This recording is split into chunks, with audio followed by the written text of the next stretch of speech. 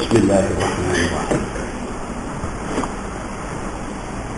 السلام عليكم ورحمة الله وبركاته. الحمد لله وبه نستعين. أشهد أن لا إله إلا الله وحده لا شريك له، وأشهد أن محمدا عبده ورسوله، ونصلي ونسلم على هذا النبي الكريم سيد المرسلين وعلى آله وصحبه أجمعين. أما أيها المؤمنون، اتقوا الله،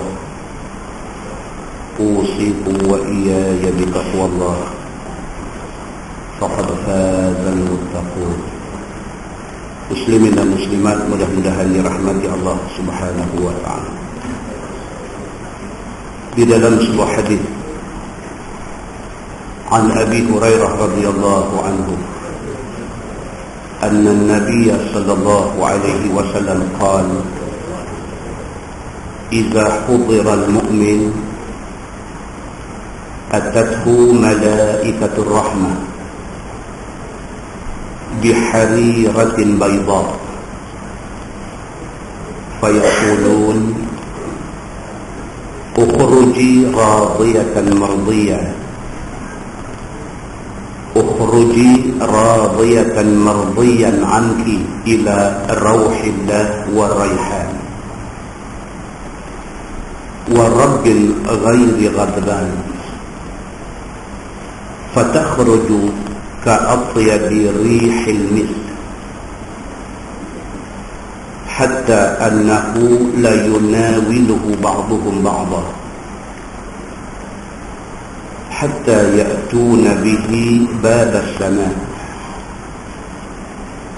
فيقولون ما أطيب هذه الريح التي جاءتكم من الأرض، فيأتون به أرواح المؤمنين فلهم أشد فرحا به من أحدكم بغائبه يقدم عليه، فيسألونه ماذا فعل فلان، ماذا فعل فلان، فيقولون دعوه فإنه كان في غم الدنيا، وإن الكافر إذا احتضر أتته ملائكة العذاب بمسح فيقولون اخرجي ساخطة مسخوطا عليك إلى عذاب الله عز وجل، فتخرج كأنتن ريح جيفة، حتى يأتون به باب الأرض فيقولون ما أنتن هذه الريح، حتى يأتون به أرواح الكفار، أو كما قال. hadis sahih riwayat Imam An-Nasa'i. Daripada Abi Hurairah radhiyallahu anhu, Nabi sallallahu alaihi wasallam bersabda, Nabi kata, apabila satu orang mukmin mendekati ajalnya, Nabi cerita tentang orang kalau sekiranya dia mukmin, dia beriman kepada Allah Subhanahu wa taala, beginilah detik akhir hidup dia. Apabila seorang mukmin itu mendekati ajal dia, atathu malaikatur rahmah, yang mai kepada dia adalah malaikat rahmat,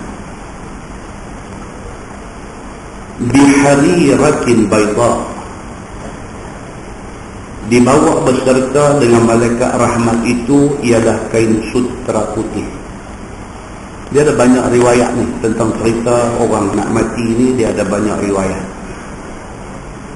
Di antaranya riwayat ni, Dia cerita kalau sekiranya yang nak mati itu orang yang mukmin, yang beriman kepada Allah Subhanahu wa taala, malaikat yang mai itu malaikat yang penuh dengan belas kasihan.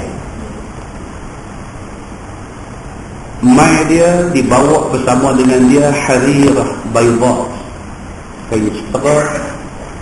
kain sutra warna putih. Fayaqulun, maka kata malaikat yang mai nak cabut nyawa dia ni, ukhruji radiyatan mardiyan anki ila rauhillah wa raihan wa rabbil ghairi ghadban.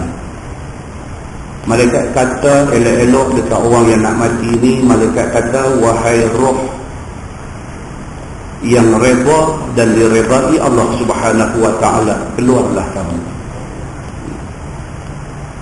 Malaikat main bisik baik-baik kepada orang yang nak mati ini. Dia kata, ukhruji, keluar elok-elok, radiyatan mardiyan anki, wahai roh yang diredai Allah Subhanahu wa ta'ala,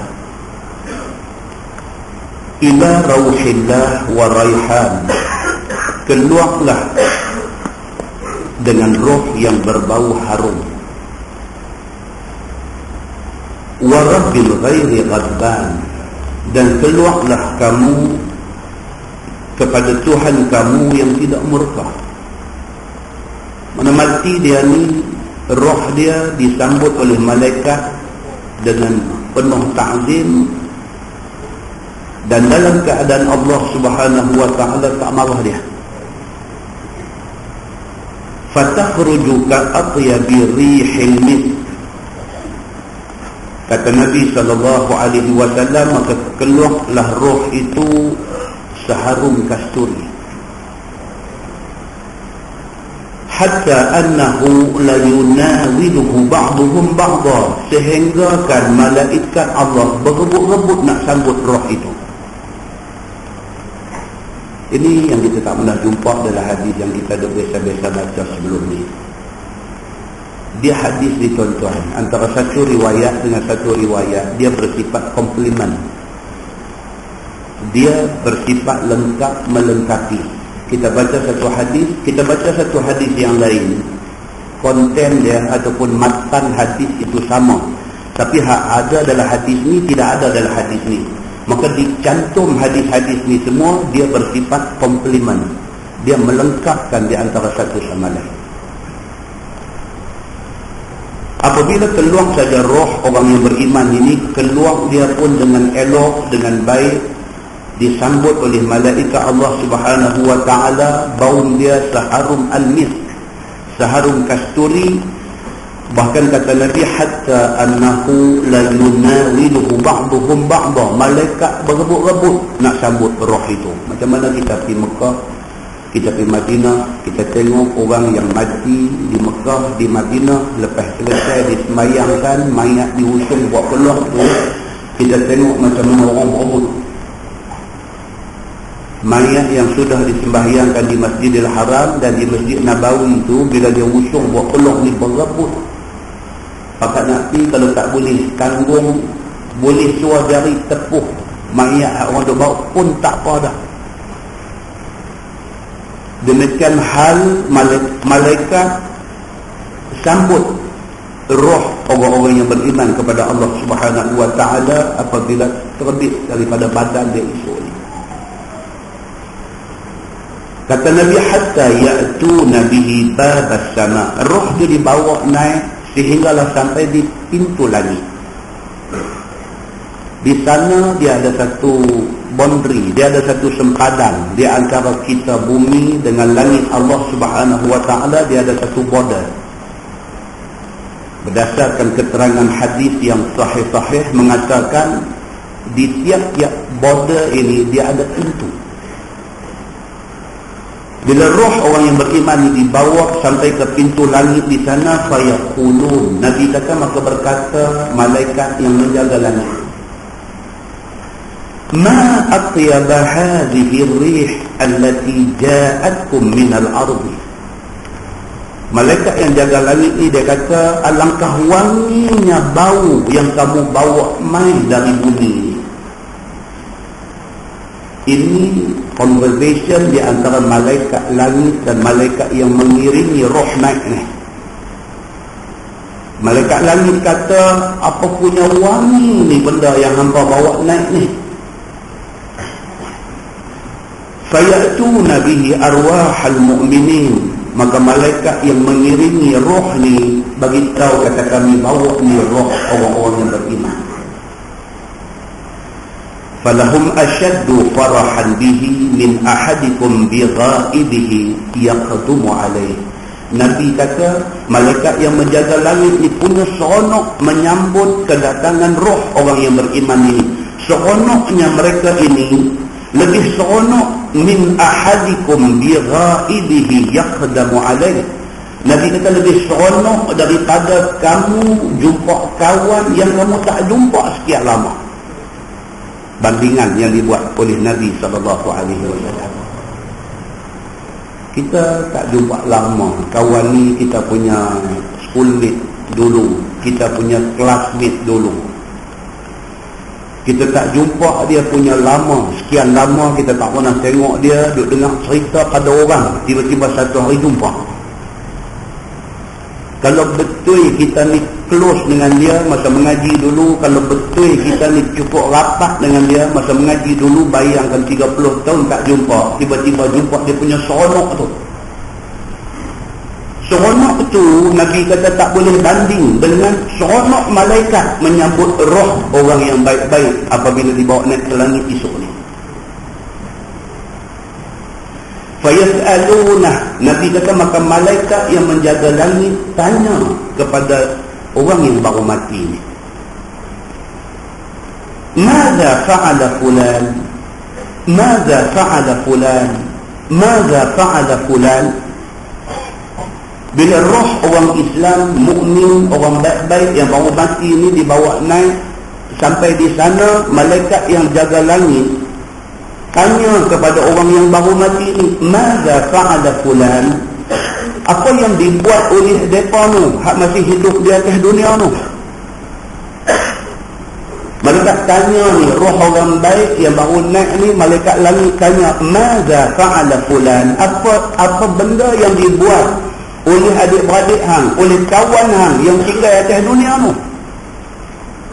Bini hang yang hidup atas dunia tu buat apa?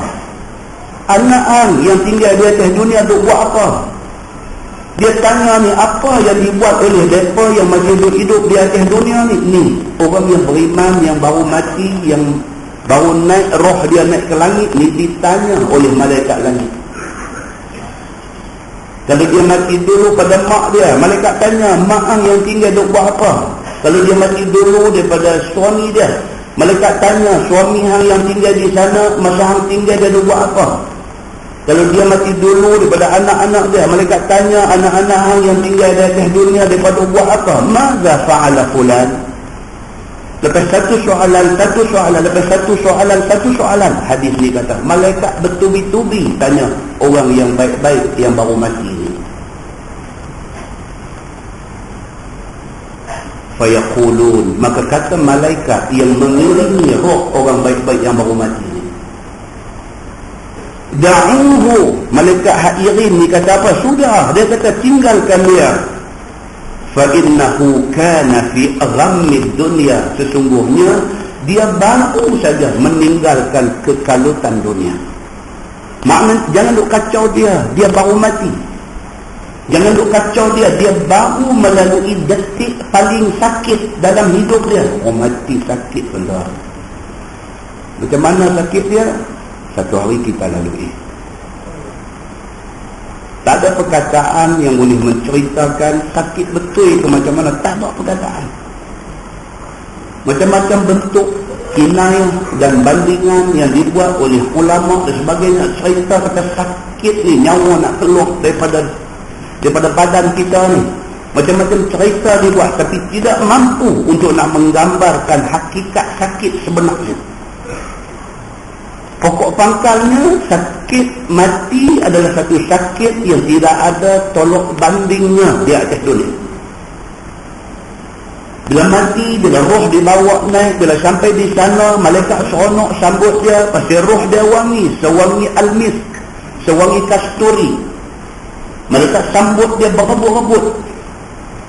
Bila sampai malaikat tanya, "Maza fa'ala fulan, hang mati isteri hang buat apa? Masa hang mati suami hang buat apa?" Bila dia kena tanya macam ni, sedangkan dia baru melalui kematian yang sangat menyakitkan, malaikat yang irin dia ni kata, "Da'uhu." Dia kata dekat malaikat yang duk tanya ni, "Da'uhu." Da' makna dia tinggal. "Da'uhu." Apa tinggal dia? Jangan duk kacau dia. Fa'innahu kana fi ghammid dunya. Kerana dia baru meninggalkan kekalutan dunia. Kata hadis, "Wa innal kafir." Tapi kalau yang mati orang kafir. Kalau yang mati itu orang jahat. Kalau yang mati itu orang yang bermasalah di atas dunia. Kalau yang mati itu orang yang tak peduli semayang bang. Kalau yang mati itu orang yang derhaka Allah Subhanahu wa taala. Idza udira. Nabi kata apabila hadir malaikat di saat kematian dia, atathu malaikatul azab bimith. Malaikat yang mai nak cabut nyawa dia selain daripada malaikat maut ialah malaikat azab. Dia mai dengan membawa al-mith, kain kasar, lawan kepada harirah baida, sutera putih tadi. Nak bungkus roh dia ni, maka orang yang tak bagus ni, malaikat azab mai dengan bawa kain kasar. Fayaqulun, kata malaikat ni, "Ukhruji sakhifatan maskhufan alaik." Keluar wahai roh yang keji daripada badan yang dimurkai Allah Subhanahu wa taala. Ila azabillahi azza wa jalla. Selamat datang kepada azab Allah azza wa jalla. Fatakhruju ka'antani rihi jifah. Maka terbit roh daripada badan dia sebusuk bangkai. Tuan-tuan, suka saya ingatkan, hadis ini adalah hadis sahih riwayat An-Nasa'i dan disahkan sahih oleh Al-Albani. Muslimin dan muslimat yang dirahmati Allah sekalian, hatta ya'tuna bihi babal ardi, sehingga roh itu dibawa sampai ke pintu langit di antara bumi dan langit. Fayaqulun, maka kata malaikat langit, penghuni langit, "Ma antana hadhihi ar-rih." Apa benda yang hampa bawa busuk sangat ni? Malaikat langit kata. Dia kata kepada malaikat yang mengiringi roh ni naik, dia kata, "Apa benda hampa bawa ni busuk sangat ni?" Hatta ya'tuna bihi arwahal kufar. Dan dia tak diizinkan melepasi pintu langit itu. Dihumbankan roh itu ke bumi bersama-sama dengan golongan kufar. Muslimin dan muslimat yang dirahmati Allah sekalian, apa yang kita baru baca tadi adalah satu benda yang kita akan lalui. Banyak-banyak minta kepada Allah supaya kita duduk dalam kumpulan yang pertama tadi. Dalam sebuah hadis lain riwayat daripada Abi Hurairah radhiyallahu anhu, Nabi SAW bersabda menceritakan detik paling akhir manusia nak mati. Nabi kata, "Idza syakhasal basar wa hashraja sadr wa qsha'arra al-jild wa tashannajat al-asabi' fa'inda dhalika man ahabba liqa' Allah ahabba Allahu liqa'ah wa man kariha liqa' Allah kariha Allahu liqa'ah." Atau kama qala, hadis sahih riwayat Imam Muslim. Nabi SAW bersabda, Nabi kata, apabila satu-satu manusia nak mati, di antara tanda-tanda akhir dia. Dalam Facebook pun dia pada sekelip benda ni, tapi ada abang tu tak pernah jumpa dalam hadis. 40 hari lagi nak mati, lagu duk main macam ni, tak lagi 10 hari lagi duk main macam ni, lagu seminggu lagi duk main macam ni. Tidak pernah jumpa dalam hadis. Yang ada dalam hadisnya ini, Nabi kata apa? Bila dah very last moment, saat yang paling akhir dia nak lalui, idza syakhasal basar, apabila mata dia tepat memandang. Syakhasa di dalam bahasa orang putih dia kata stare. tengok renung dia, stare. Nabi kata manusia apabila sedetik, 2 detik, 5 detik dia nak mati, mata dia tak tengok lain, dia tengok satu tempat aja. Apa yang dia tengok, Allah saja yang mengetahui. Dia tak beralih dah kiri kanan dia, anak duk panggil balik kiri, isteri duk panggil balik kanan, orang ni main duk talqin di telinga la ilaha illallah. Mata dia tengok satu tempat saja. Nabi kata itu tanda detik paling akhir, iza syakhafal basar, apabila mata dia memandang tepat. Wa hasyara jasad, apabila dada dia berombak dan ketat. Ni orang hati.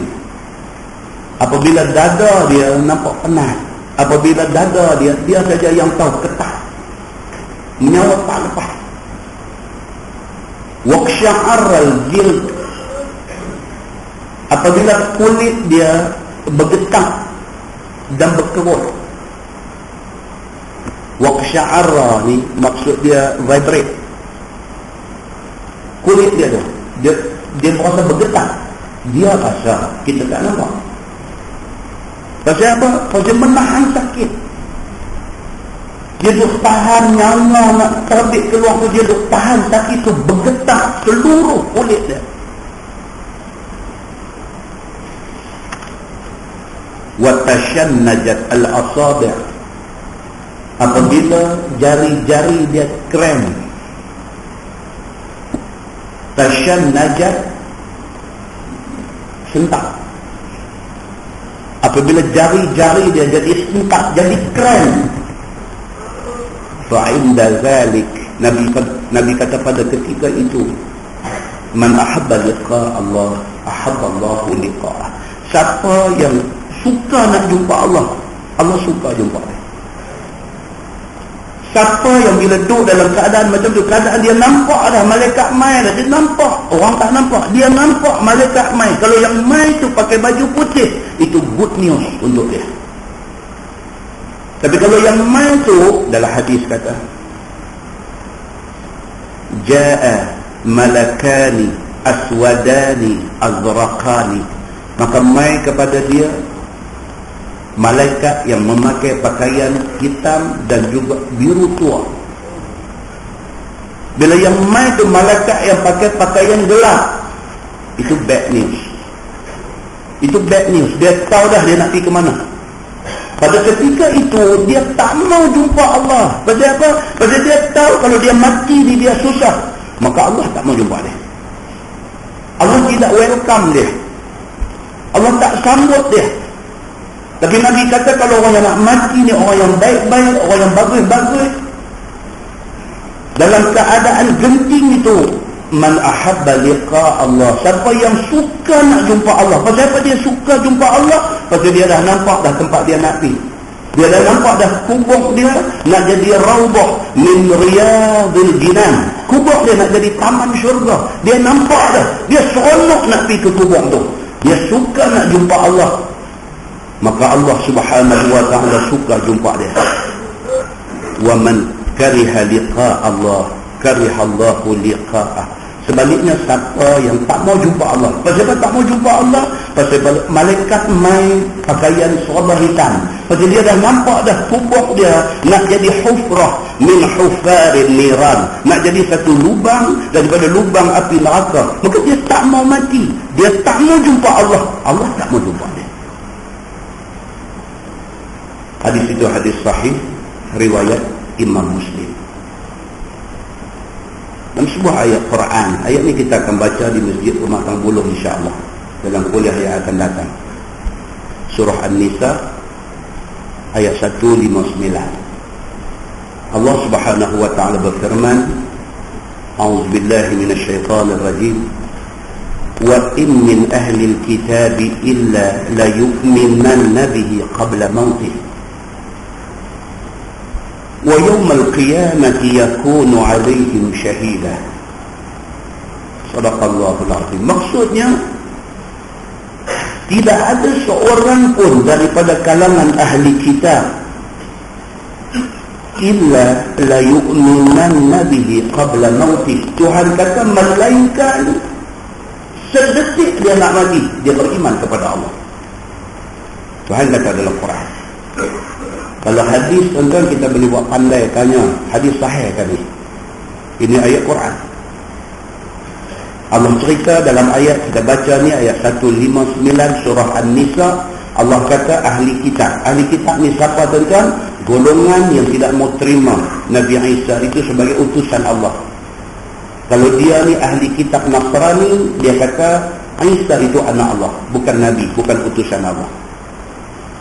Kalau ahli kitab itu ahli kitab Yahudi, dia tidak terima Isa itu sebagai Nabi, sebagai anak Allah, sebagai apa? Dia tolak semua. Baik dia ni ahli kitab Yahudi ataupun dia ni ahli kitab Nasrani, Allah kata wa in min ahli al-kitab illa la yu'minanna bihi qabla mautih. Kalau dia ahli kitab yang semasa hidup dia tolak Allah, dia tolak Nabi, dia tak percaya kitab suci, dia apa semua, sedetik lagi dia nak mati, la yu'minanna bihi, dia akan beriman kepada Allah Subhanahu wa ta'ala, dan dia akan kata Isa itu utusan Allah. Pasal apa dia jadi macam ni? Pasal apa waktu yang last moment macam ni dia jadi beriman sangat dengan Allah ni? Pasal apa? Pasal dia dengar selama ni, hari ni dia witness. Dia dengar cerita pasal malaikat maut, dia tak pernah tengok. Hari tu dia tengok. Dia dengar cerita kata kubur boleh jadi taman syurga, kubur boleh jadi lubang api neraka. Dia dengar cerita, dia tak percaya. Hari tu Allah bagi nampak dekat dia. Bila benda ni sudah nampak pada mata dia, tidak nampak pada mata orang lain, bila dia nampak la yu'minanna bihi, maka dia beriman sungguh-sungguh dengan Allah Subhanahu wa ta'ala, dan dia mengaku kata Isa itu adalah utusan Allah, adalah Nabi yang dihantar oleh Allah. Dalam ayat yang kita akan baca nanti insya-Allah di Pematang Buluh, dia akan beritahu apa dia? Dia kata iman itu sudah terlewat. Dia akan buat main syarah hadis tu yang panjang lebar, nak cerita kata apa, orang yang jenis macam ni, yang jenis last minute nak beriman, last minute nak berubah, last minute baru nak tukar cara hidup, last minute baru nak buat semua, orang yang macam ni Allah Subhanahu wa ta'ala tidak terima dia. Pasal apa? Sudah lewat. Wa yawmal qiyamati yakunu alaihim syahida. Tuhan kata dan hari akhirat esok, Nabi Allah Isa alaihi salam yang mereka tolak kata dia Nabi, mereka kata dia anak Tuhan dan sebagainya, Nabi Isa akan menjadi saksi di depan Allah atas kekufuran dan keengkaran dan penolakan dia sebagai Nabi. Nabi Isa akan menjadi saksi di depan Allah Subhanahu wa ta'ala. Muslimin dan muslimat yang dirahmati Allah sekalian, sebuah hadis riwayat daripada Ibni Umar radhiyallahu anhuma. Kata dia, sami'tu Nabi sallallahu alaihi wasallam yuhaddithu hadithan law lam asma'hu illa marrah aw marratain hatta 'adda 7 marrat walakinni sami'tuhu akthar min dhalik. Sami'tu Rasulullah sallallahu alaihi wasallam yaqul kana al-hir min bani Israil la yatawarra' min dhanbin 'amilah. فأتته امرأة فأعطاها 60 دينارا على أن يطأها فلما قعد منها مقعد الرجل من امرأته أرعدت وبكت فقال ما يبكيك أأكرهتك قالت لا ولكنه عمل ما عملته قط وما حملني عليه إلا الحاجة. فقال تفعلين أنت هذا وما فعلت؟ اذهبي فهي لك. وقال لا والله لا أعصي الله بعدها أبدا. فمات من ليلته فأصبح مكتوبا على بابه إن الله قد غفر للكفر أو كما قال. Hadis riwayat Imam At-Tirmidzi. Saya cukup suka hadis ni. Depan Sultan Kedah pun saya baca hadis ni. Daripada Abdullah bin Umar bin Al-Khattab radhiyallahu anhu. Dia kata Nabi sallallahu alaihi wasallam ada menceritakan satu hadis. Kata anak Sayyidina Umar Al-Khattab, dia kata, aku pernah dengar Nabi cerita satu hadis. "Law lam asma'ahu illa marrah aw marratain hatta 'adda 7 marrat, walakinni sami'tuhu akthar min dhalik." Dia kata Nabi bukan cerita sekali, bukan 2 kali, bukan 7 kali, bahkan lebih pada tu. Abdullah bin Umar bin Al-Khattab, anak Sayyidina Umar Al-Khattab, dia kata dia dengar hadis itu daripada Nabi bukan sekali, bukan 2 kali, bukan 7 kali, lebih pada tu. Kadang-kadang kita, bila kita attend kuliah-kuliah pengajian, ustaz ada baca 1-2 hadis ayat Quran yang kita dah biasa dengar 2-3 kali dah. Jangan underestimate. Jangan kita ingat kata dia ni tak ada model diulang yang ni. Jangan. Sebab apa? Sebab Nabi biasa repeat benda yang sama more than 7 times. Maka kata Abdullah bin Umar bin Al-Khattab, dia kata hadis ni aku dengar Nabi ni bukan dia marrah, bukan sekali, bukan marratain, bukan 2 kali, bukan 7 marrat, bukan 7 kali, walakin akthar min zalik, lebih pada tu. Dia kata Nabi tu sebut, bukan kata Nabi lupa, Nabi purposely sebut lagi, Nabi repeat lagi, Nabi ulang lagi benda ni, menunjuk kata benda ni important. Sami'tu Rasulullah sallallahu alaihi wasallam yaqul, dia kata aku dengar Nabi bersabda, Nabi kata kanal kif min Bani Israel, dia la yatawarraq min dhanbin amilah. Ada satu budak muda hidup zaman dulu, Nabi kata zaman Bani Israel, dia ni kalau nak buat dosa tak teragak-agak. Dalam bahasa hadis dia kata la yatawarraq min dhanbin amilah. Dia kalau nak buat satu benda dosa, dia tak fikir 2 kali, dia ingat dia buat. Jenis kaki membujung lalu melentang patah, tak takut dosa, tak takut apa. Lagi kali tengok apa yang tu, MHI ke WHI ke apa tu tadi, pengacara perempuan 2 orang.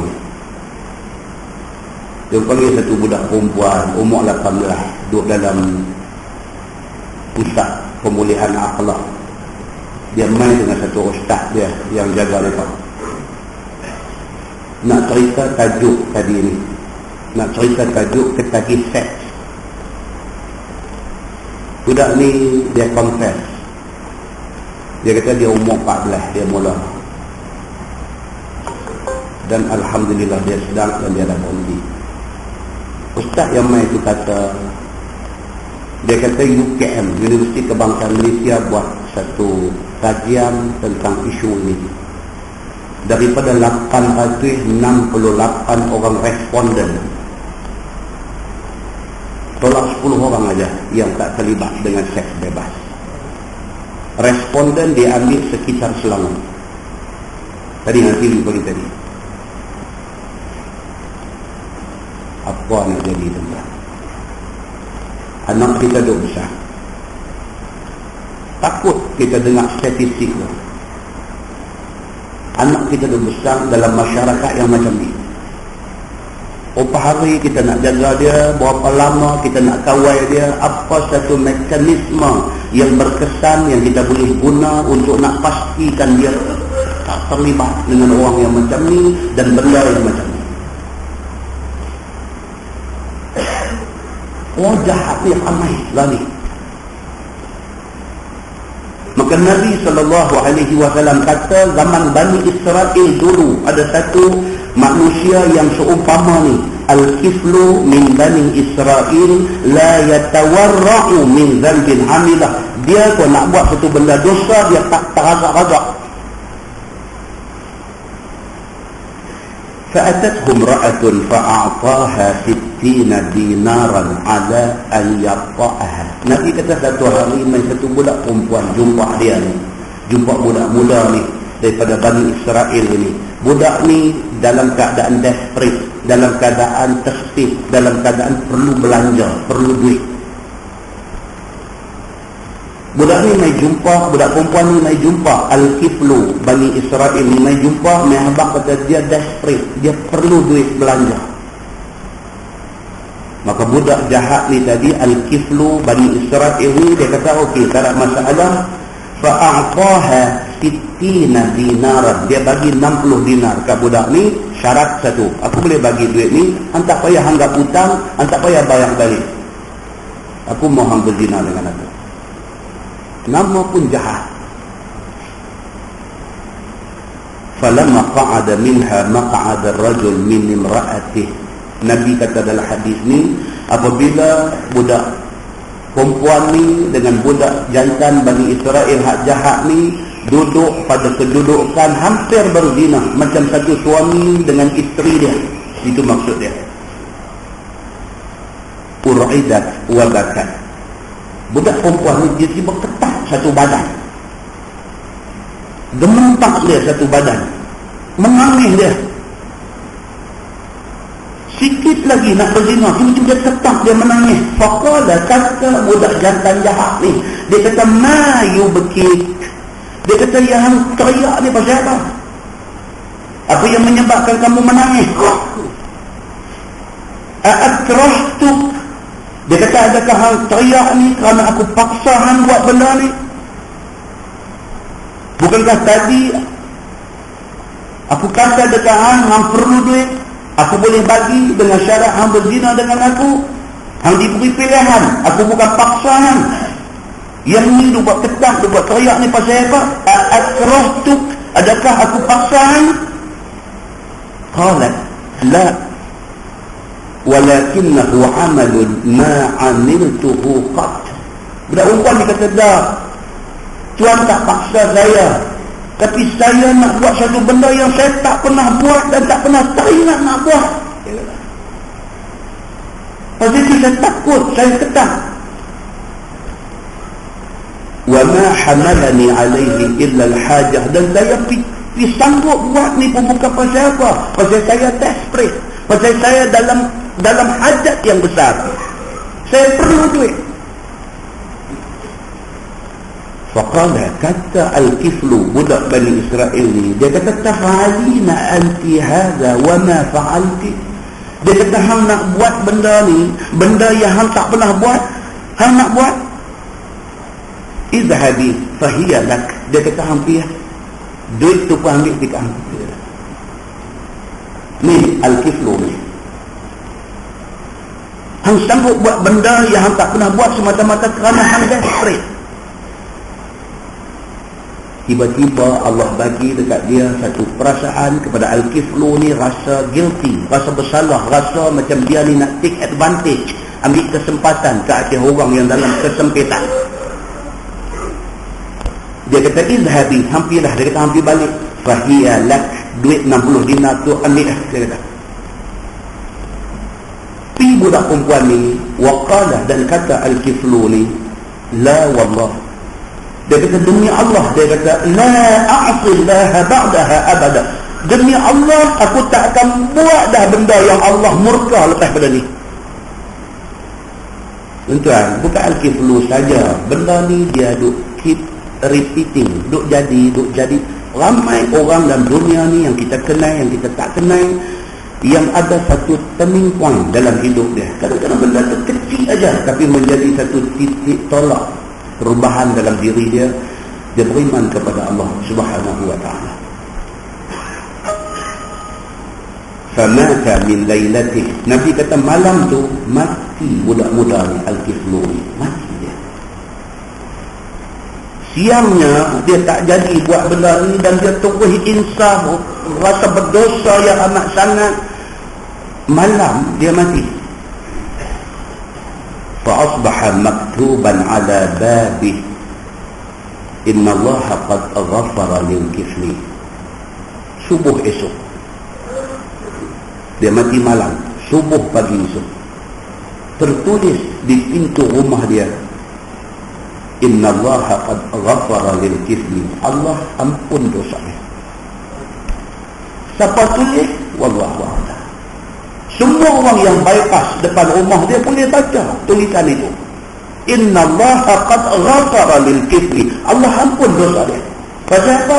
Pasal rasa taubat, rasa insaf yang Allah tahu kata itu ikhlas. Allah ampun dosa dia. Moral pengajaran daripada hadis ni apa tuan-tuan? Tidak ada bumi tidak ditimpa hujan. Tak ada manusia yang tak buat salah, tapi taubat itu ubat dia. Mudah-mudahan mukadimah itu memberi manfaat kepada kita insya-Allah. Kita menggunakan Bahrul Mazi jilid 3. Jilid 4, sorry. Bahrul Mazi jilid 4, muka surat 28. Itu kata 30, kita gostan 28. Misalnya itu kita skip tak baca, saya tengok-tengok balik, perlu dibaca. Muka surat 28 bawah sekali. Sembahyang qasar dan permulaannya di mana? Benda ni perlu tahu. Kita nak musafir, di mana tempat kita boleh mula buat sembahyang jamak qasar? Adakah kita duduk di rumah kita di Kepala Bateh, kita nak pergi Kuala Lumpur, sebelum kita keluar rumah kita boleh buat jamak qasar? Ataupun nak kena pergi di satu tempat baru boleh buat? Itu tajuknya. Kata Imam Syafi'i rahimahullahu ta'ala, dan apabila menghendaki seseorang akan sekurang-kurang musafir yang harus qasar padanya akan sembahyang, nescaya tiada harus qasar, melainkan sehingga keluar ia daripada rumah yang musafir ia daripadanya, dan sama ada rumah yang musafir ia daripadanya itu qaryah ataupun padang. Maka jika ada ia qaryah, nescaya tiada ada baginya qasar, sehinggalah melampaui ia akan segala rumahnya itu. Bahasa dia tu agak klasik, dia nak abang simple aja.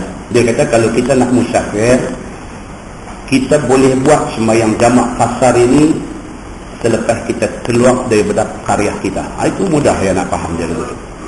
Kalau kita di Kepala Bateh, di Lake Home, di Bertam Putra, di Bertam Perdana, Shah Bandar, apa semua kawasan ni, qaryah kita mana? Persempadanan ini ditentukan oleh pihak berkuasa agama.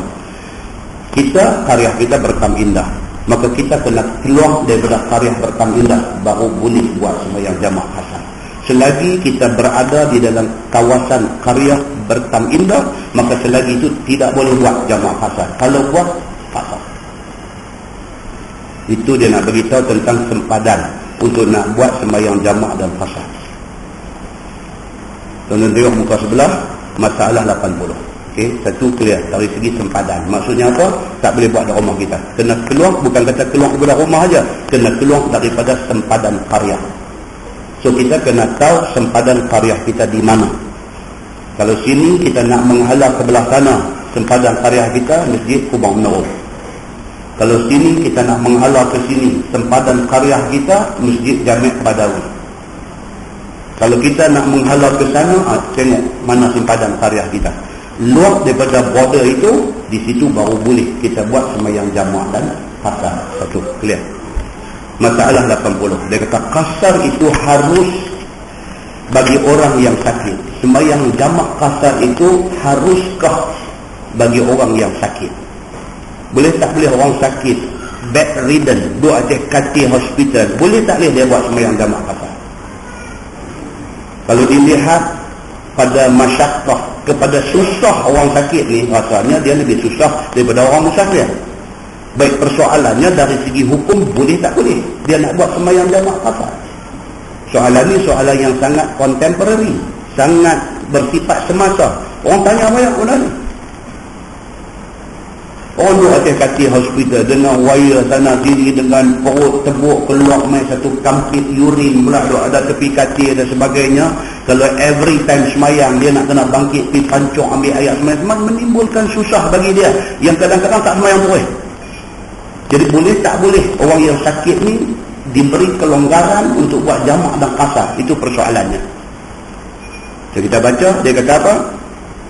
Kata Imam Syafi'i di dalam Al-Um, dan bersamaan jua pada jamak qasar itu harus ia akan orang yang sakit dan juga orang yang merdeka, abdi, perempuan, laki-laki dan sebagainya, apabila musafir mereka itu lain daripada musafir maksiat, akan Allah Subhanahu wa taala. Syarat dia apa dia? Sakit tu bab lain. Syarat dia musafir. Maknanya apa? Sakit tidak boleh buat jamak qasar. Musafir saja boleh buat. Ada siapa nak komplain Tuhan dalam bab ni? Tak boleh. Bukan Imam Syafi'i, semua mazhab tidak mengizinkan jamak qasar dibuat oleh orang sakit. Ulama bagi satu saja outlet, jalan keluar kepada problem ini. Apa dia? Dia panggil jamak suri. Ini outlet, jalan keluar yang dicadangkan oleh ulama semua. Jamak suri. Sod wawra. Suar ni maksudnya gambar. Gambar ni dipanggil surah. Surah plural dia suar. Jamak suri maksudnya nampak gambaran macam jamak, tetapi bukan sembahyang jamak. Maksud dia apa? Bagi orang sakit, dia sembahyang yang hak mula tu di ujung waktu dan sembahyang hak kedua di awal waktu. Still dalam waktu masing-masing. Maknanya kalau asar kata masuk pukul 4 orang, dia sembahyang agak-agak lagi 10 minit nak masuk waktu asar, baru sembahyang zuhur. Agak-agak dia habis sembahyang zuhur dalam 5 minit, asar masuk sembahyang asar. Itu pelonggaran yang diberi. Tidak boleh jamak asar. Okey? Clear yang tu. Masalah 81.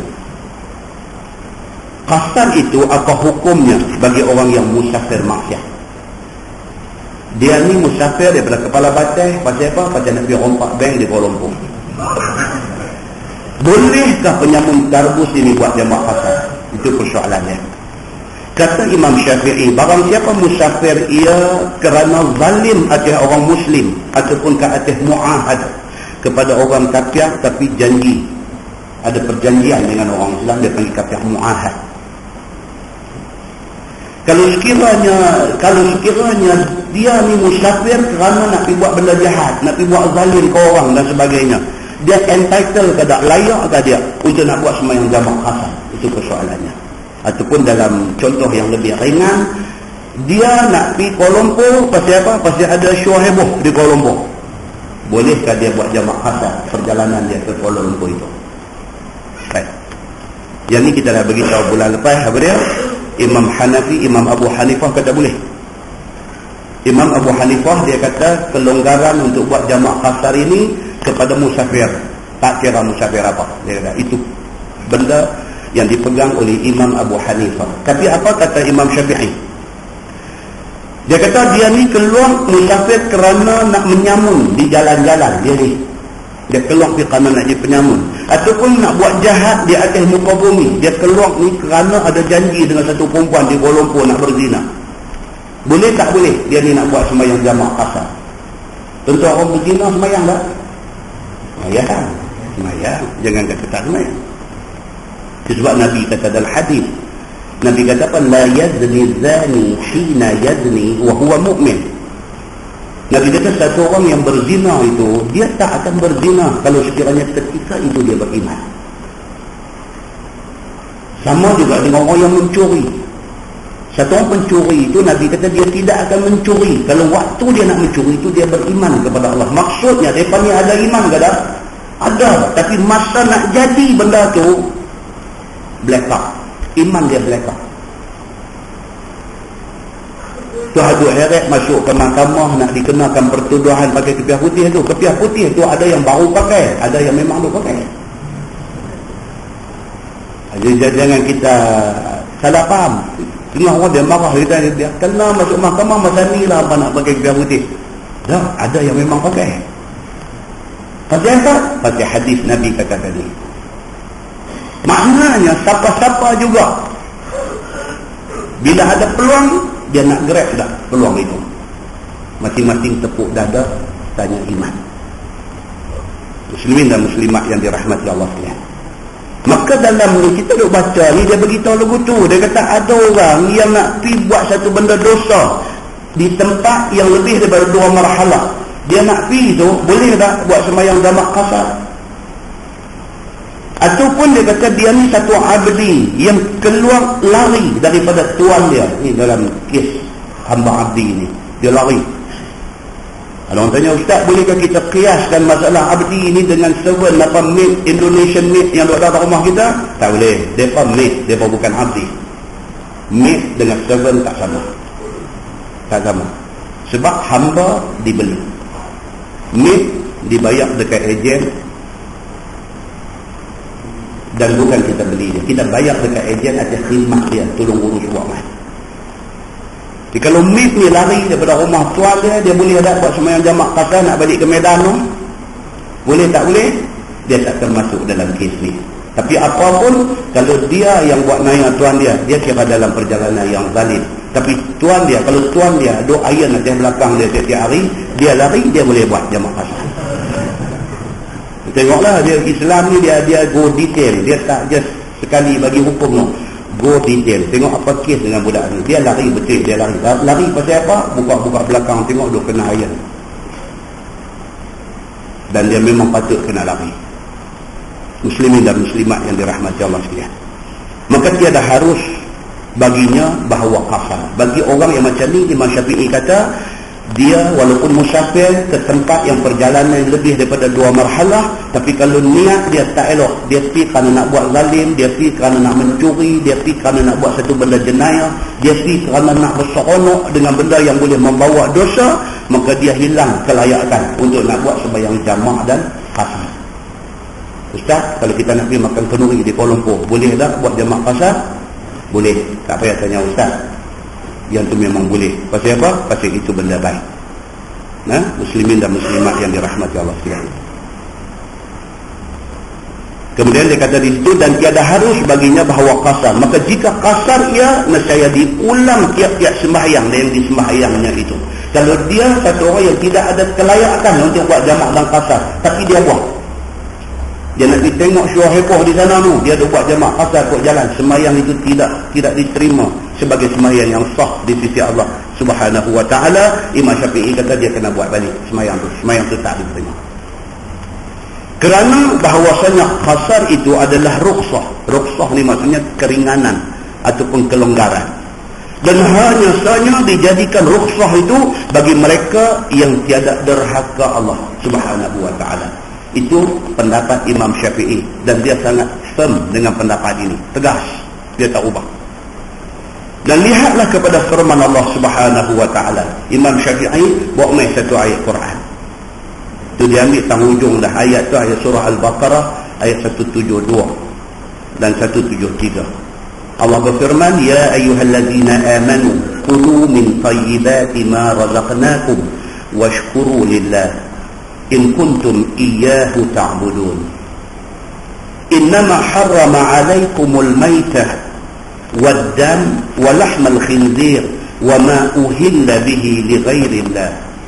Baru dia mai ayat dia tulis tu, faman ittara ghaira baghin wala 'adil fala ithma 'alayhi innallaha ghafurur rahim. Itu ayat dia. Maksud dia apa? Wahai orang yang beriman, makanlah daripada benda yang baik-baik. Tuhan kata, wahai orang yang beriman, kalau nak makan pastikan benda yang baik-baik. Benda yang baik-baik ni maksudnya apa? Maksudnya benda halal. Benda halal ni maksudnya apa? Benda halal ni maksudnya bukan babi. Benda halal semua sekali. Jangan makan rasuah, jangan makan duit yang syubha dan sebagainya. Wahai orang yang beriman, kalau sekiranya hampa ni betul sayang dekat iman hampa, makan benda yang baik-baik. Ma razaqnakum, daripada apa yang kami rezekikan kepada kamu. Kami bagi halal tu cukup, jangan pergi ranjau ambil benda yang tidak halal. Washkuru lillah, Tuhan kata syukurlah kepada Allah. Syukur tuan-tuan, apa yang Tuhan bagi kat kita lah ni. Allah bagi kita sebulan 2,000, sebulan 3,000, syukur. Ada orang sebulan 300. Jangan banding kita 3,000 dengan orang yang 30,000. Banding kita yang 3,000 dengan kawan yang 300. Berbelanja ikut kemampuan. Washkuru lillah, syukurlah kepada Allah in kuntum iyyahu ta'budun. Kalau kamu betul-betul sembah Allah, Tuhan kata. Innama harrama 'alaikumul maitah wad-dam wa lahmal khinzir. Tuhan kata sesungguhnya Allah hanya mengharamkan kepada kamu maitah, bangkai, waddam, darah, walahmal khinzir, dan daging babi. Bukan semua benda Tuhan tak bagi orang Islam makan. Hak Tuhan tak bagi tu aja, jangan makan. Apa hak Tuhan tak bagi? Tuhan tak bagi kita orang Islam minum arak, jangan minum arak. Tuhan tak bagi orang Islam ni pergi makan benda-benda yang disenaraikan dalam Quran dan hadis sebagai tak boleh, jangan pergi ambil benda tu. Allah tak bagi kita makan bangkai, Allah tak bagi kita makan darah, Allah tak bagi kita makan daging babi. Babi sure kita tak makan, darah memang kita saja-saja kita tak pergi makan. Bangkai, kita duk pergi beli ayam, pernah ke kita teliti ayam yang kita beli ni siapa yang proses dia? Dari itu saya mengajak masjid, satu masjid di sebelah Penang tu. Cerita lah kot ni di Jurau ni, pengurusi masjid habis main kat dia kata, "Ustaz ni saya benda penting ni nak tanya Ustaz, nak buat macam mana ni?" Saya kata, budak nak menikah. Bila budak nak menikah, dia kena pergi jumpa pengurusi karya, okay, untuk dapat satu tanda tangan daripada pengurusi karya. Bila budak ni mai dekat dia nak ambil tanda tangan, dia tengok budak ni, kata, "Aku pasal macam kenal ni siapa?" Budak ni kata, "Saya duk kerja jual ayam dekat market." "Oh, okey. Aku ingat meja hujung kan?" Saya dah. Meja hujung. Ni sebelum saya ni saja tanya bila.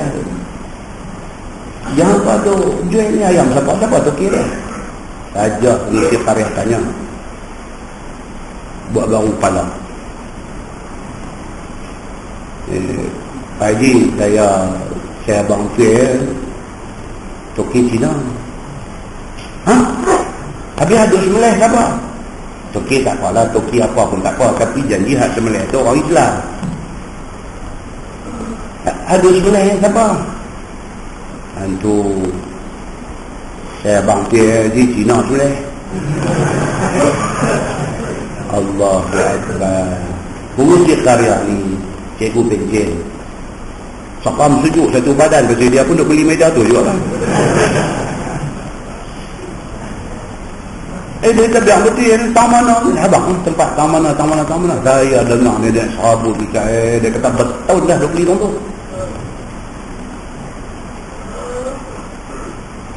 Saya kata, cerita dia pejabat agama pergi cari ketua unit enforcement enforcement kuat kuasa, pergi cari ketua unit kuat kuasa, buat report suruh mereka pergi raid tempat tu.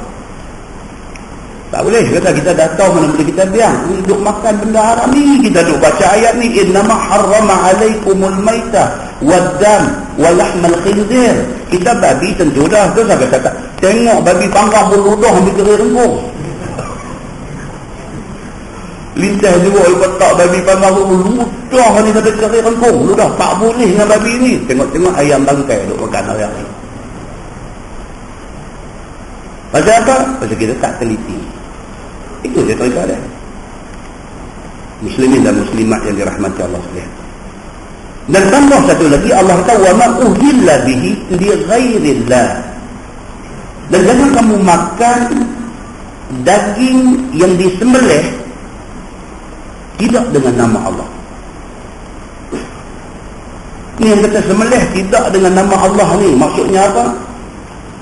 Kita duk berkawan dengan kawan bukan Islam. Mereka ni mereka lah. Ini nak salah ke mereka? Sebab mereka lah. Mereka cara, mereka kepercayaan mereka. Kadang-kadang dia pergi sembelih ayam, dia pergi sembelih kambing, dia pergi sembelih apa di depan tokong dia. Dia sembelih tu dengan niat apakah dalam kepercayaan dia.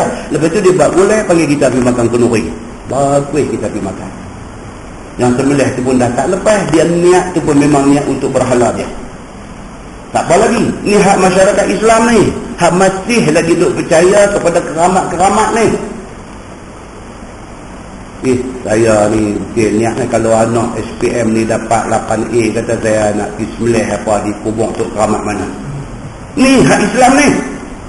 Tuan-tuan pergi tunggu di Melaka, tu hadut Jemerang pergi Pulau Besar. Dia bukan sikit orang Islam. Apa ada di Pulau Melaka tu? Apa ada? Semua keramat. Semua tu tempat syirik. Hari-hari ada orang pergi sembelih macam-macam di situ. Dia pergi sembelih satu ayam, dia pergi sembelih kambing, dia pergi sembelih apa, dia ada pula kawan sanggup tolong masak, jamu orang makan di situ. Itu semua itu termasuk dalam wama uhilla li ghairillah, dan apa yang disembelih tidak kerana Allah. Dalam tafsir ayat ni dia kata apa? Disekalikan kerana Allah dan kerana benda lain pun sopa juga termasuk di dalam larangan kita makan sembelihan ini. Muslimin dan muslimat yang dirahmati Allah sekalian. Baru dia main ayat yang ditulis dalam kitab tadi, faman ittara ghaira baghin wala 'adin fala itsma 'alaihi. Tuhan kata barang siapa yang terpaksa. Tiga benda yang dilarang tadi. Apa dia? Maitah, bangkai. Apa dia? Ad-dam, darah. Apa dia? Walahmal khinzir, daging babi. Barang siapa yang duduk dalam keadaan terpaksa kena makan benda tu. Terpaksa maksudnya apa? Kalau tidak makan, mati. Itu terpaksa. Definisi darurah ataupun darurat dalam Islam ni apa dia? Kalau tak buat, mati. Itu baru darurat. Terpaksa dia. Dia naik kereta 4 orang, satu di kawasan snow, di kawasan salji, winter. Tiba-tiba salji turun, tutup kereta dia. Kereta dia track di bawah timbunan salji, nak keluar tak boleh dan sebagainya. Sehari jadi 2 hari, 2 hari jadi 3 hari. Kawan dalam kereta dah mula mati. Dia nak makan tak boleh, nak keluar tak boleh, nak buka pintu kereta tak boleh, apa pun tak boleh buat. Seorang mati. Seorang dia pun kalau tak makan mayat kawan dia mati. Span, apa nama bangku kereta makanlah. Itu masa tak ada siapa mati lagi tu, korek span makan dulu. Makan span tu lagi cepat mati. Hal lambat sikit mati ni, dia dah duduk dalam keadaan famanit turra. Dia duduk dalam keadaan memang darurat dah. Dia memang kalau tak makan, dia adalah orang yang keempat akan mati. Mulai dia perhati, tengok telinga kawan dia, niat kata keropok dia, apa kabut lebih makan. Misalnya, boleh tak boleh benda tu? Ini ayat dia. Dia kata apa? Famanit turra, barang siapa yang duduk dalam keadaan yang macam tu punya mudarat, dalam keadaan begitu punya darurah, ghaira baghin wala 'adin. Syarat dia apa? Jangan bila dia makan tu hatinya gembira, dan jangan bila dia makan tu melampaui batas. Kelonggaran untuk makan bangkai ni, kelonggaran dia apa? Kelonggaran dia jangan bila makan tu melampaui batas ni. Maksudnya apa? Repih-repih telinga sebelah, makan-makan sedap, lalu nak ambil sebelah lagi. Kelonggaran makan itu sampai tahap mana? Setakat untuk nak menyambung nyawa dia agar tidak mati. Dengan rasa sedap, lagu nak ambil telinga ni lagi, lagu tak boleh. Dia makan kalau rasa keping telinga ni rasa boleh tahan setengah hari, dia kena hold dulu, tunggu dulu sampai dia mai pula jadi macam ketak kebuluran pula, tengok telinga satu lagi. Syarat dia macam tu. Kalau dia duduk dalam keadaan terpaksa kena makan khinzir, makan babi ni, makan sedap pula, tak boleh. Itu sudah dianggap wala 'adin. Jangan sampai melampau, duduk jadi sedap, lagu nak makan lagi, lagu nak tambah, tak boleh.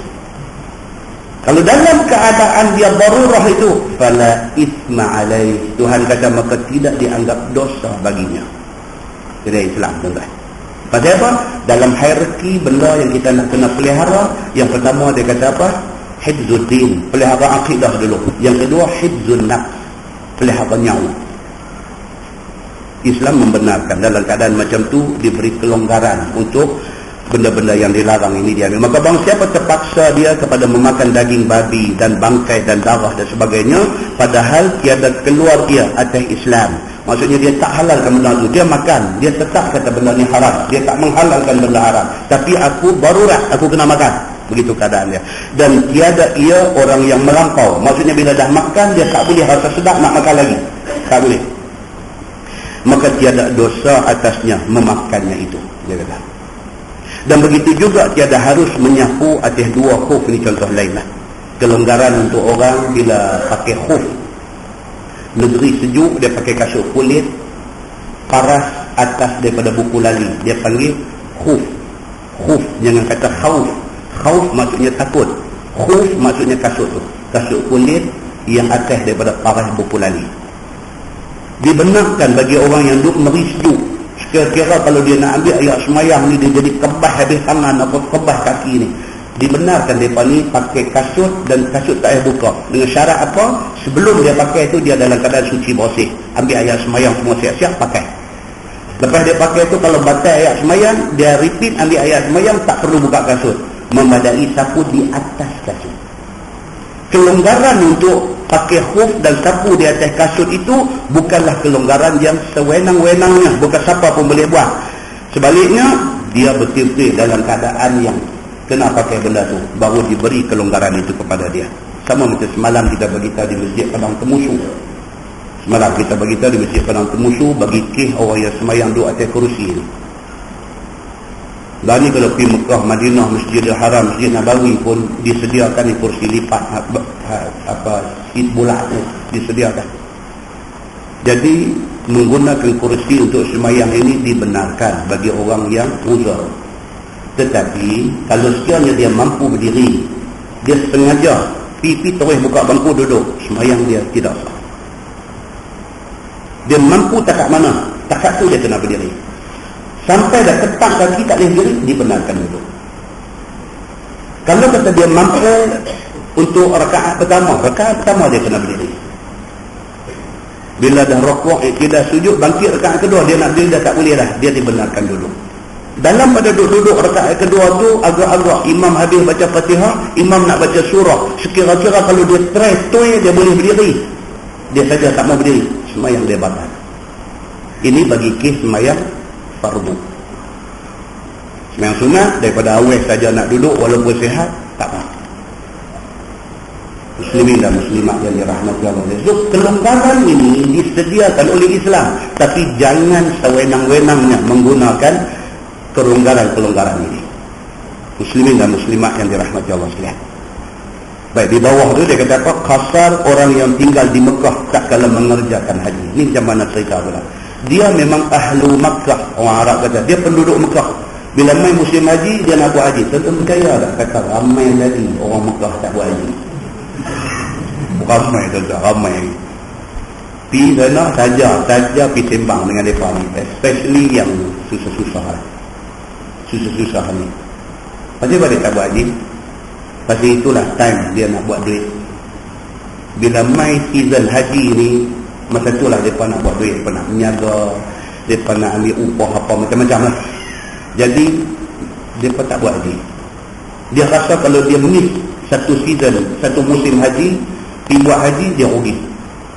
Dan mereka dia terlepas hak musim haji tu, yang tu dia nak belanja setahun di sana. Jadi bila kita pergi sembang dengan mereka, kita tanya dia, hang buat haji tak lagi? Dia senyum satu macam, dia kata tak lagi. Jadi bila hang nak buat haji, insya-Allah dia kata makna dalam masa terdekat. Terdekat tu berapa kali lah dia dah jawab, berapa tahun dah dekat siapa dah dia dah jawab kata terdekat. Nampak Allah?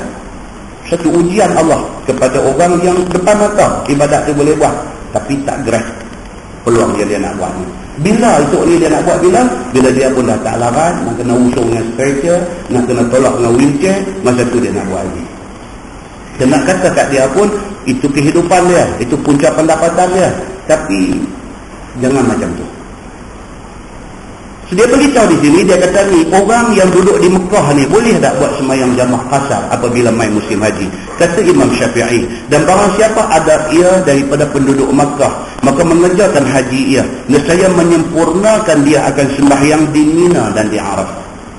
Walaupun dia penduduk Mekah, ada jemaah yang sama dengan dia untuk buat sembahyang jamaah dan qasar, dia tak boleh. Pasal apa? Pasal dia tidak musafir.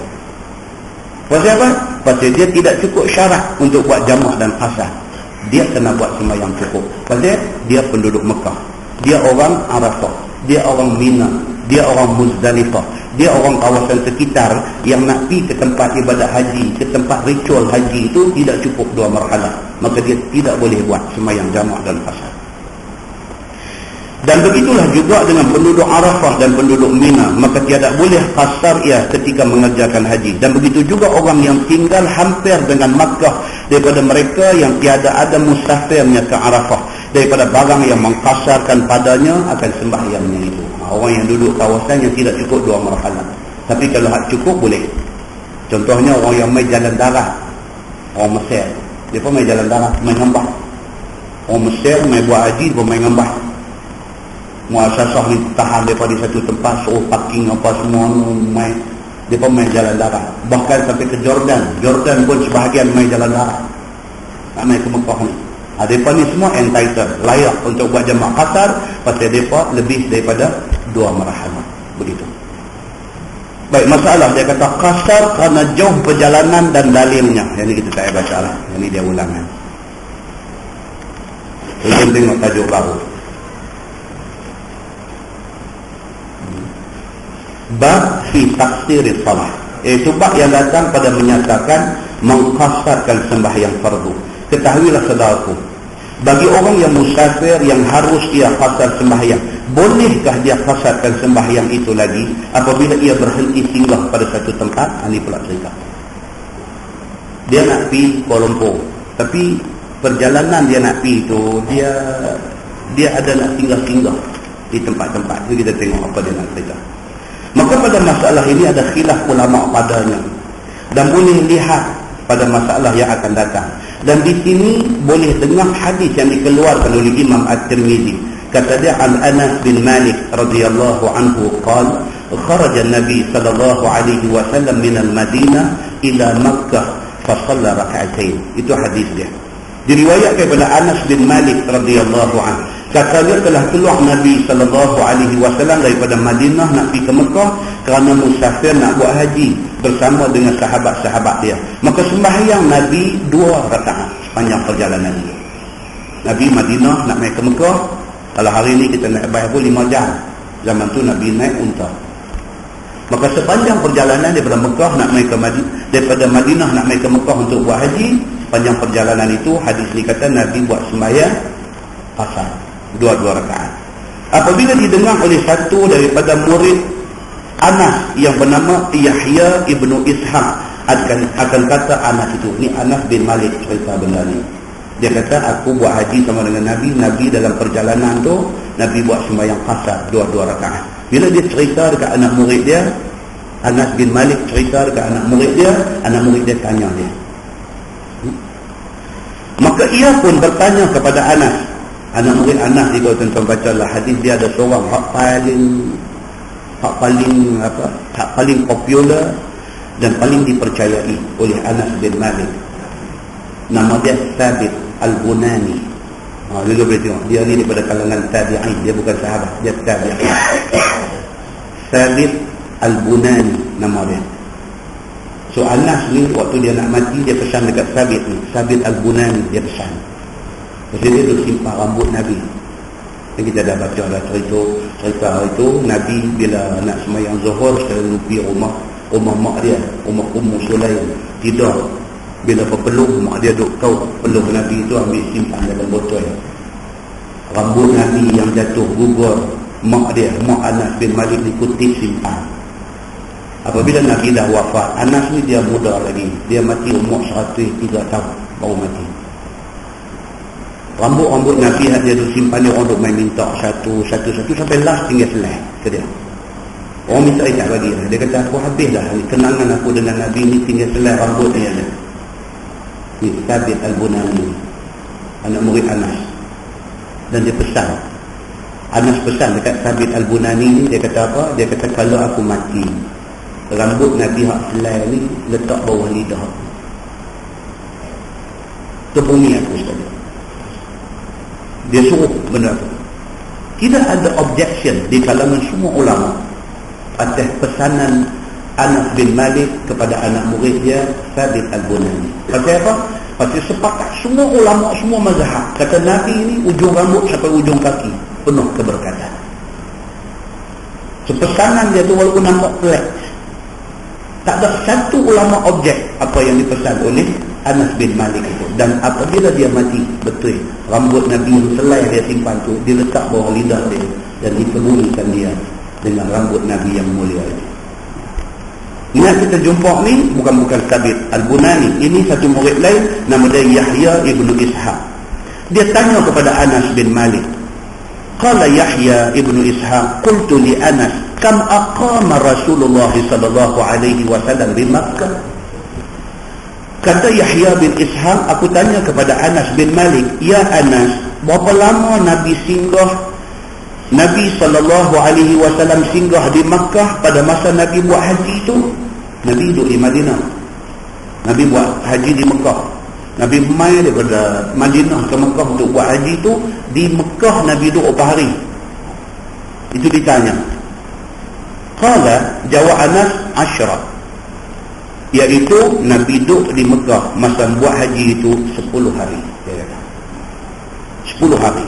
Persoalannya ialah selama 10 hari Nabi duduk ada di Mekah masa buat haji itu, 10 hari itu Nabi buat sembahyang qasar, dan ada yang jamak dan qasar.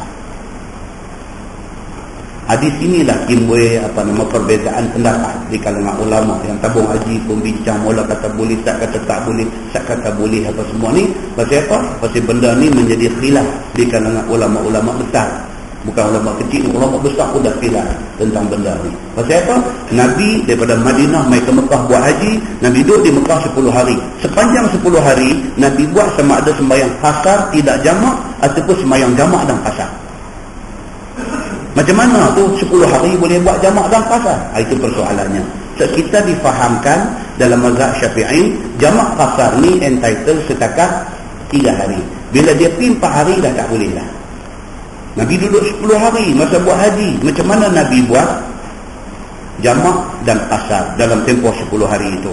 Bila Anas bin Malik bagi tahu, anak murid dia tanya Nabi betul-betul hari itu masa Nabi buat haji, Nabi duduk di Mekah berapa hari? Dia tanya Anas kata apa? 10. Nabi 10 hari duduk ada di Mekah.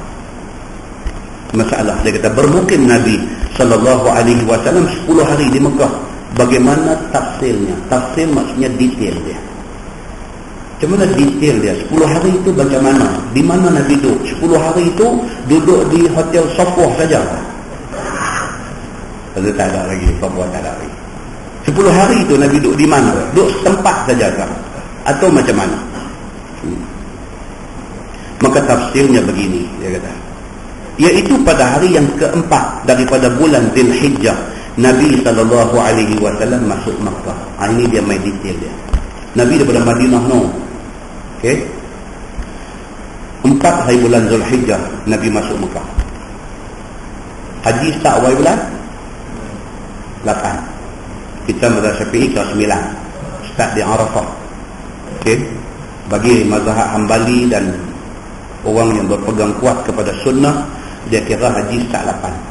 Pasal apa? Pasal Nabi start 8. Sebelum 4 hari bulan Nabi sampai di Makkah, dia kata.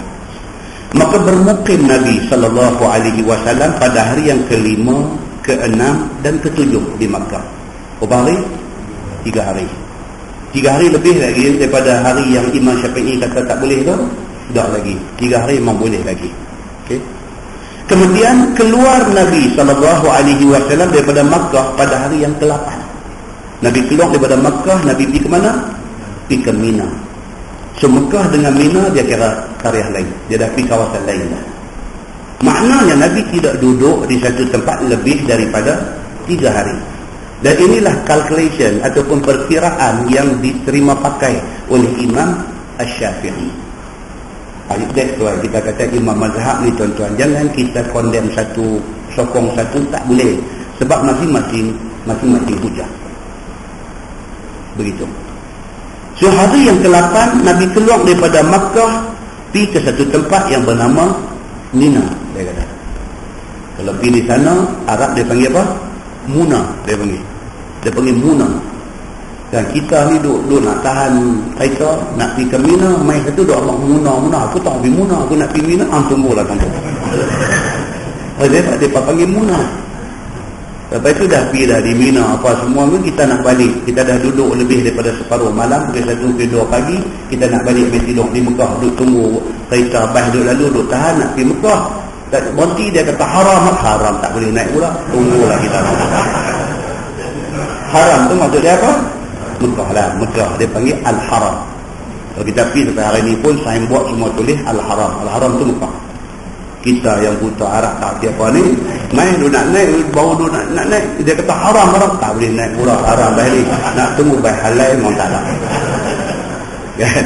Susah bila pergi dah tak tiarah ni, memang susah kan. Baik, Nabi SAW 4 Zulhijjah sampai di Makkah. Nabi duduk di sana 5, 6, 7 duduk di Makkah, di kota Makkah. 8 Nabi keluar ke Mina. Dan hari 8 Zulhijjah dalam bab haji dia panggil hari Tarwiyah. Hari Tarwiyah. Rawa ni maksud dia apa? Maksud dia minum air kenyang. Hari 8 dipanggil hari Tarwiyah kerana orang Arab yang nak buat haji ni, hari 8 tu mereka bagi unta mereka minum sampai kenyang. Sampai kenyang untuk nak complete the whole ibadah haji tu. Maka hari 8 itu dipanggil hari Tarwiyah. Dia kata. Dan pergi ia, yakni Nabi SAW ke Arafah pada hari yang ke-9. Di sini kita sah. Kita kalau pergi ke Mekah buat haji 9, baru kita 8 malam ke apa ke kita bertolak daripada Mekah nak pergi ke Arafah. Kita tak pergi Mina dah, kita terus shoot ke Arafah. Nabi 8 di Mina, kemudian baru ke Arafah pada 9. Dan kembali pula ia ke tempat yang bernama Mina tadi pada hari yang ke-10. Dan haji selepas wukuf, Nabi bertolak keluar mai ke Muzdalifah. Muzdalifah Nabi mai ke Mina. Hari yang ke-10 subuh Nabi sudah ada di Mina. Untuk buat apa? Untuk nak melontak di Jamratul Aqabah dan untuk nak bercukup, untuk nak bertahallul awal. Okey. Nabi sampai di situ pada hari yang ke-10. Maka bermukim Nabi SAW di situ, yakni di Mina itu hari 11 dan hari 12. 11, 12 Nabi duduk di situ. Hari 13 Nabi buat apa? Nabi bertolak balik ke Makkah. Maknanya Nabi pergi dari satu tempat ke satu tempat. Ada tak satu tempat yang lebih daripada 3 hari? Tak ada. Nabi mai daripada Madinah masuk Mekah 4 hari bulan. Duduk di Mekah 5, 6, 7, tak lebih daripada 3. Tak lebih daripada 3 hari. 8 Nabi pergi ke Mina. Makna musafir Nabi bersambung. Ini hujah Imam Syafi'i. Duduk di Mina 8, 9 Nabi pergi ke Arafah. Keluar daripada Mina pergi Arafah. Musafir duduk berterus. Esoknya bertolak ke Muzdalifah. And then mai ke Mina. Duduk di Mina pula 11, 12. Hari 13 lepas melontak. Pada hari yang ke-13 lepas Zuhur, Nabi bertolak balik ke Mekah. Di semua tempat Nabi tidak duduk lebih daripada 3 hari. Itu hujah Imam Syafi'i yang kita kena faham. Okey.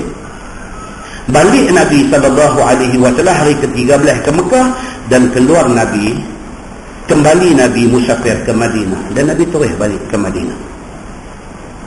Ibadat haji yang Nabi buat ni ibadat VIP dia panggil. Pasal apa? Pasal kita hari ni kalau pergi buat haji kena ubari 35, 40 hari, ada yang 43 hari kan. Ada orang yang buat meniaga di sini, dia tak boleh tinggal lama. Dia kata, saya kalau tutup sebulan terol, saya tak boleh. Tanya ustaz, boleh tak tolong atur? Saya bukan lembaga pengarah tabung haji. Ustaz, boleh tak ada kenal siapa-siapa tolong saya atur, saya nak pergi. Dia kalau boleh dalam seminggu seminggu pada 6 tahun Malaysia mungkin lebih pada seminggu kan? Boleh kalau sekiranya jadi adik angkat kepada Raja Saudi. Dia hantar kepada Tabang yang ambil pergi, habis dia hantar balik ke seorang-seorang. Ataupun habis-habis tak ada, jadi adik angkat kepada Sultan Hassan Al-Bolkiah Brunei. Boleh. Lain pada tu, cerita dia kena duduk sana. Kalau boleh buat haji dalam tempoh 14 hari, itu sudah VVIP. Muslimin dan muslimah yang dirahmati. Dia macam-macam orang pergi haji, pergi buat macam-macam. Ada yang nak pergi kapal awal, balik nak minta kapal lah. Seperti pun nak maksimumkan masa duduk di Mekah. Ada, apa jatuh pun ada. Ada nak pergi kapal lah, nak balik kapal awal pun ada. Ada ikutlah baca macam mana pun. Tapi bila habis-habis haji, dia ulang pergi pejabat tabung haji, dia minta nak balik awal pun ada. Kan? Muslimin dan muslimat yang dirahmati Allah sekalian. So Nabi SAW pergerakan dia dalam ibadah haji macam tu. Dia tak pernah stranded di satu tempat lebih daripada 3 hari. So dari segi mazhab Syafi'i, Nabi memang entitled, memang layak untuk buat jamak qasar sepanjang tempoh ibadah haji itu. Pasal apa? Pergerakan haji Nabi itu memang seperti mana syarat yang diletakkan oleh Imam Asy-Syafi'i. Begitu. Baik, itu satu bab. Sekali dia timbul satu bab lagi. Baik, masalah dia kata qasar bagi orang yang bermukim.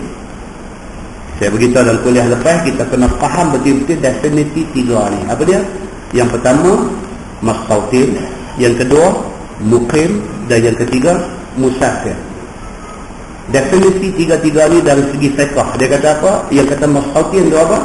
Orang yang duduk satu tempat tak ada niat nak pindah ke lain, dia bermustautin.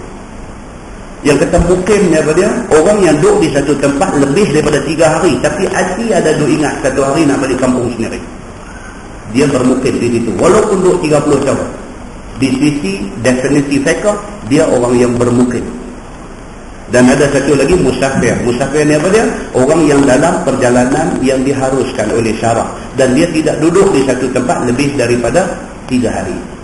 Itu definisi itu kena faham, baru kita boleh faham bab jamak dan qasar ni. Tak faham yang tu, sekali lagi dia confuse habis semua. Baik, kita tengok saya kata apa. Qasar bagi orang yang bermukim dan ikhtilaf ulama padanya. Kata At-Tirmizi, dan bermula telah diriwayatkan daripada Ibni Abbas daripada Nabi SAW bahawasanya Nabi bermukim pada setengah musafirnya 19 hari.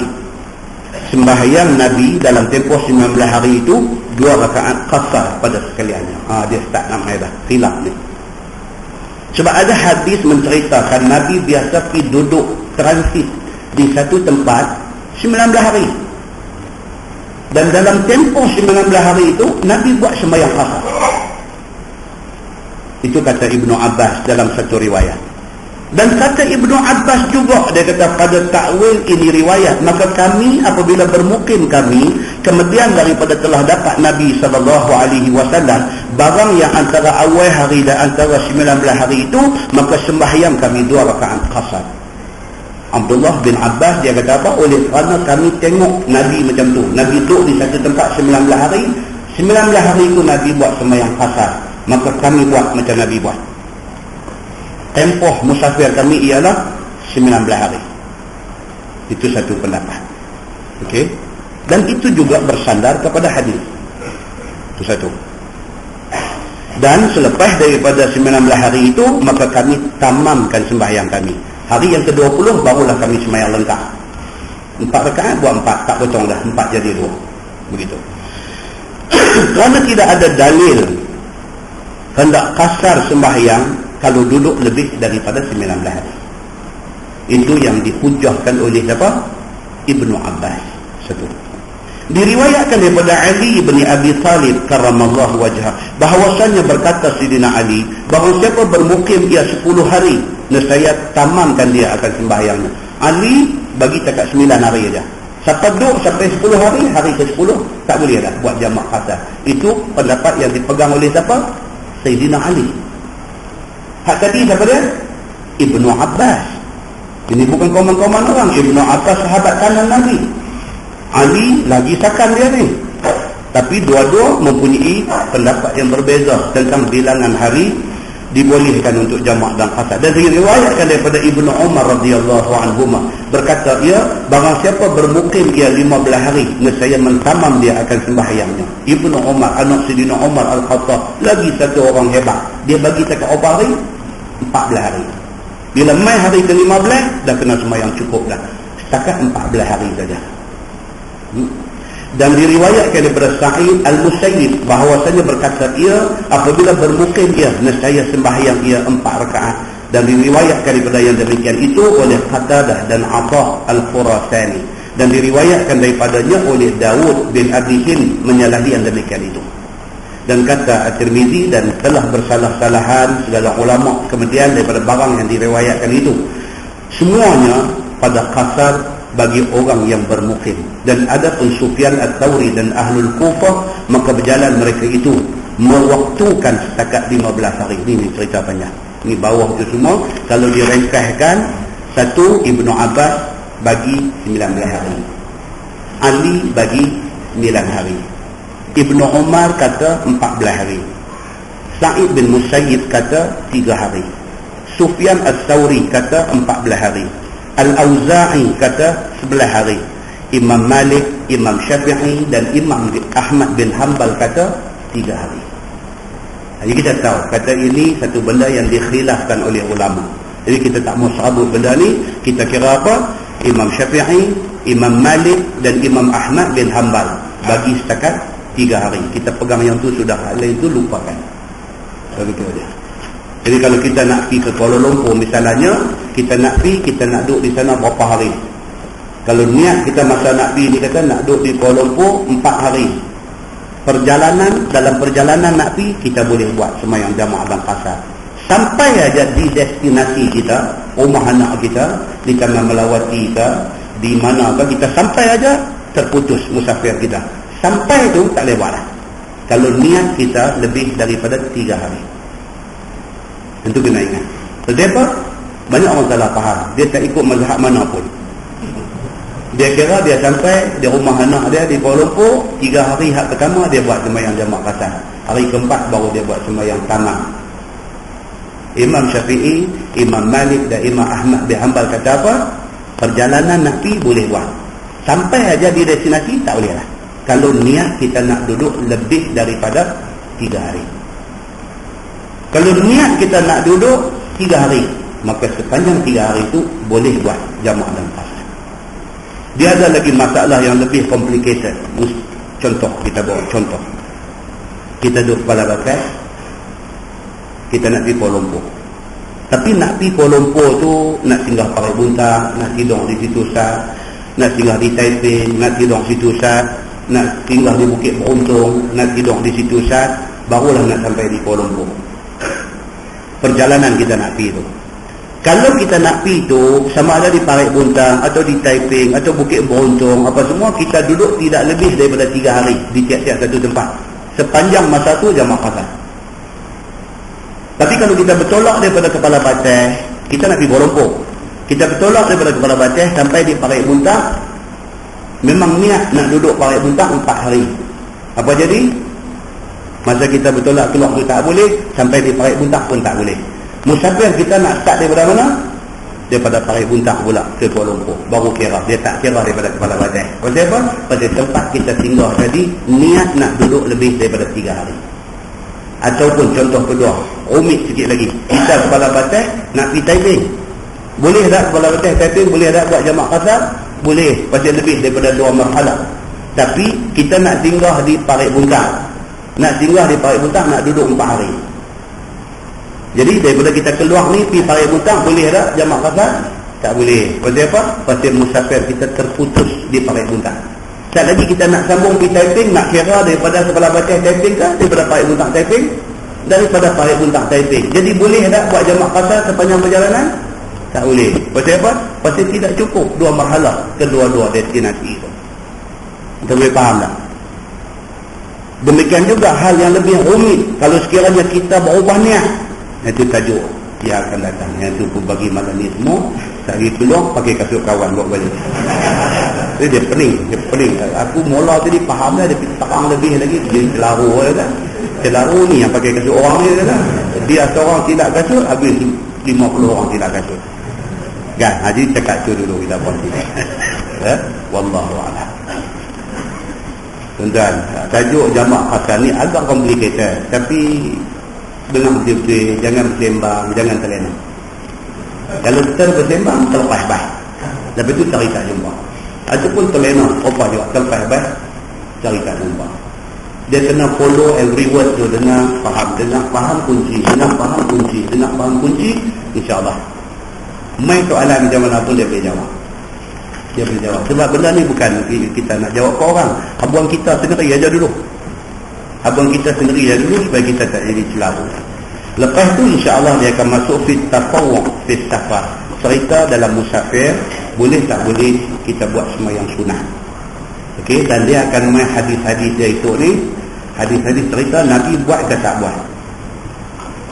Nabi buat kata buat sembahyang sunat. Dan kalau sekiranya kata Nabi buat sembahyang sunat, apa yang Nabi tak miss sepanjang musafir Nabi? Dalam banyak-banyak sembahyang sunat tu, sembahyang sunat apa yang Nabi tak lepas? Dia akan main dalam hadis yang akan datang. So dia menunjukkan kepada kita sembahyang sunat tu bagus dibuat, tapi dalam hak bagus tu ada yang sangat bagus sehingga kan Nabi dalam apa keadaan pun Nabi tak tinggal sembahyang sunat itu. Apa sembahyang sunat tu? Dia akan main dalam hadis yang akan datang. Kita tangguh dengan tasbih kafarah dan suratul Mulk.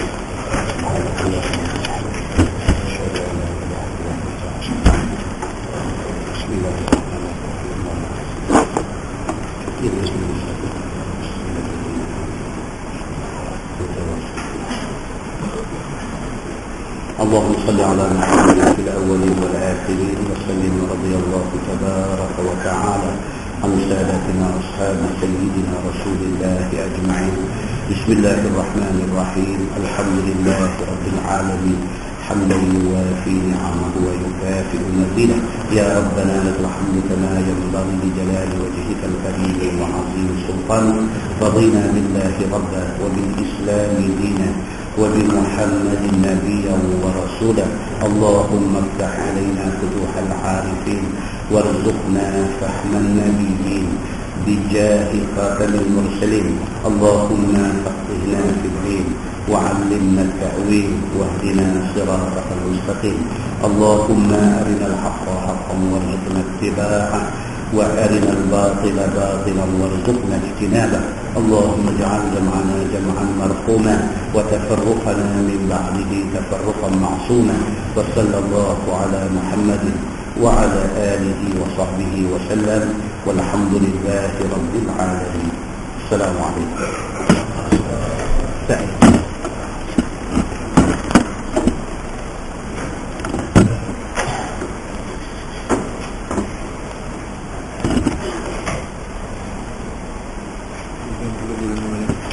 Lebih dua